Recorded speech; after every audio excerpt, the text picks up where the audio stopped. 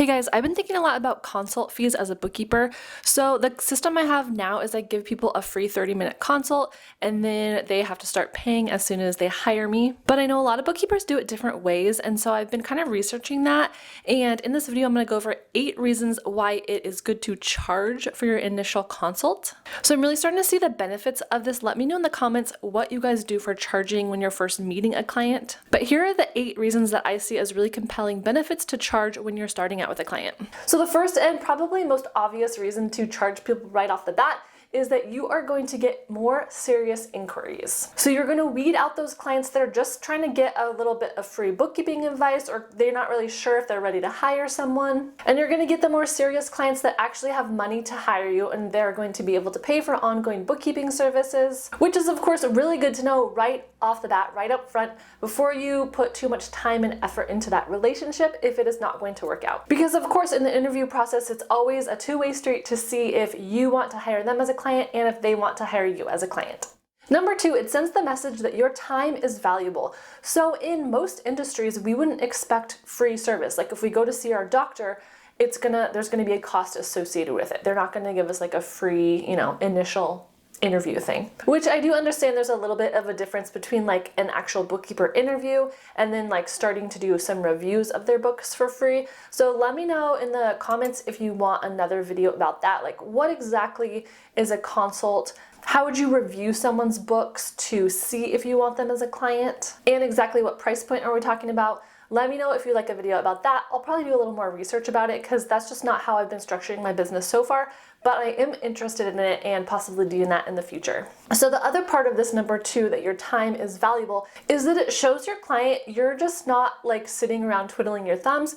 You are probably busy person, a busy bookkeeper who has a few valuable clients that you want to devote time to. So it kind of sends the message you know what you're doing. And even if this is your very first client and you do have some free time, maybe that's not the message that you want to be sending necessarily. That, oh yeah, no one's hired me, I have all this time, I can do anything for free for you. It's just a better look and impression if you are communicating that your time is worth something. Number 3, it also sets up good future habits with this client. So we all know about something called scope creep, which is basically like you're hired to do like this much of a job and then people keep asking you to do a little bit more, a little bit more. So you're essentially like working a little bit for free. So we want to eliminate that right away and set the tone that you're getting paid for all the hours that you work. And the other good habit is just that they are getting familiar with your pricing. So they will not be shocked like, oh my gosh, this is such a high price, or, oh, this is really low, like why isn't that person charging more? It's their first taste of kind of paying you, and then hopefully that will continue, with a future relationship. And the other part of that good habit is it shows the client that you take them seriously. You are going to prioritize reviewing their books and giving them the best possible outcome and maybe like a plan of how to move forward. And you're not just like scratching on the back of a napkin for free. It's part of the hiring process and you value them as a client. Also, just wanted to pop in here for a shameless plug. I have a class called Bookkeeper Marketing Coach, and in that I go really into great detail about onboarding and also my pricing strategy for starting out. So I have kind of like a 3-step process for hiring new bookkeeping clients, and I kind of have different prices at different points of that process, if that makes sense. But definitely check out that if you're interested. There's tons of great info in that class, and the link will be in the description box. Again, it's called Bookkeeper Marketing Coach. Number 4, it gives them more incentive to hire you. So if they've already paid you something, if they've figured out your payment process and maybe set up an account or something, they have more skin in the game, right? And it's not even about the money. Do you really care about that $50 or that $100 that they paid you to review their books? No, that's not really the point. The point is that you are starting this relationship and hopefully it will continue so that they pay you hundreds of dollars each month. And you can do kind of the price setup. This is what my mechanic does for my car. They charge you an initial fee to review your car or to tell you what's wrong with it. I don't know how much it is. It's maybe $100 or something, or maybe less. And then if you decide to get the work done there, it goes toward the total cost of the repair. Again, that might give people more of an incentive to hire you. If, oh, I've already paid a little bit, I'm going along this path with this person, I'm just going to continue with them as my bookkeeper. Or maybe if you do a cleanup for them, that will be at a discounted rate if they hire you for monthly services. Number 5 is you can change your mind about hiring them. And I guess you could do this whether you have a consult fee or not, but I feel like it just gets you a little bit more of like a taste of how it's going to be to work with them. So you're going to be able to better predict like how it's going to feel in the future. So maybe within that initial consult, you realize, oh, this person has an aspect of their bookkeeping that I do not feel comfortable doing, or I'm not trained to do. Maybe they have payroll and you don't want to do payroll, or they have, receipt. They really need like a robust receipt document management system and you don't want to do that. So this is just giving you a few more clues before you're like fully committed to monthly service with them, and then it's harder to go back.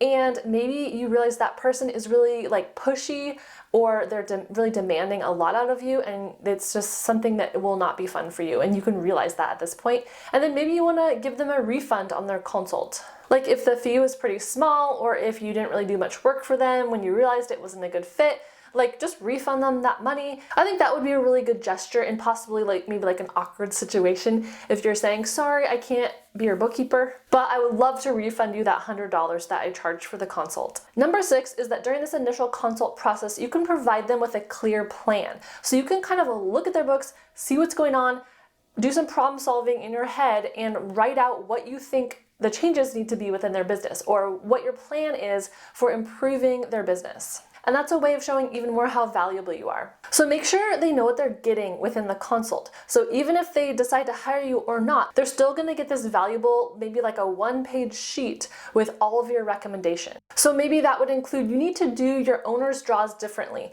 like how you're transferring money from your business account to your personal account isn't working out for these reasons. Or when you do a bank deposit, you need to give more information. So maybe we can start a spreadsheet that has these pertinent details that I'm going to need to know as the bookkeeper. Or this is a system I thought of for getting your bank statements each month. Or maybe the client doesn't even have QuickBooks and you're able to recommend QuickBooks to them. So they are getting something valuable for that consultation, again, even if they don't hire you. And maybe if they don't hire you today, maybe in like a year they come back to you and they're like, oh, I remember that really valuable consultation we have. I'm ready to hire you now. Are you available? Or maybe they're really impressed by your organization and work ethic and they recommend you to one of their friends. So something comes out of this detailed consult, even if it's not that client. I guess that was number 7. I just said I got a little ahead of myself, but number 7 is it might provide a future opportunity. So again, networking for another client, or this client might come back. All right, which now that brings me to number 8, which is charging for consultations is getting to be an industry standard, in my opinion. If you take an extensive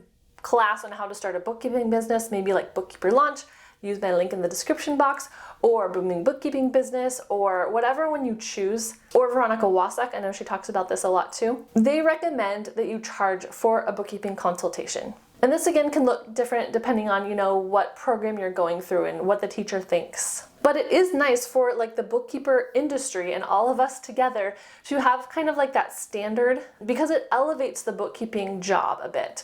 So if you have bookkeepers, just let's talk about charging, for example. So if you have bookkeepers that are charging minimum wage, whatever that is in your area, 12 or 15 or whatever dollars, then that kind of lowers the standards across the board for all bookkeepers. But if bookkeepers across the US think our job is worth $50 an hour, then that is going to be the value that we set, and that's what people are going to pay. So that's my thought kind of on the industry standard piece. But basically, when you're charging for a consult, you are saying that you are worth it to the client. And I think that is really valuable. Let me know in the comments what you guys think, and I will be back next week with another video.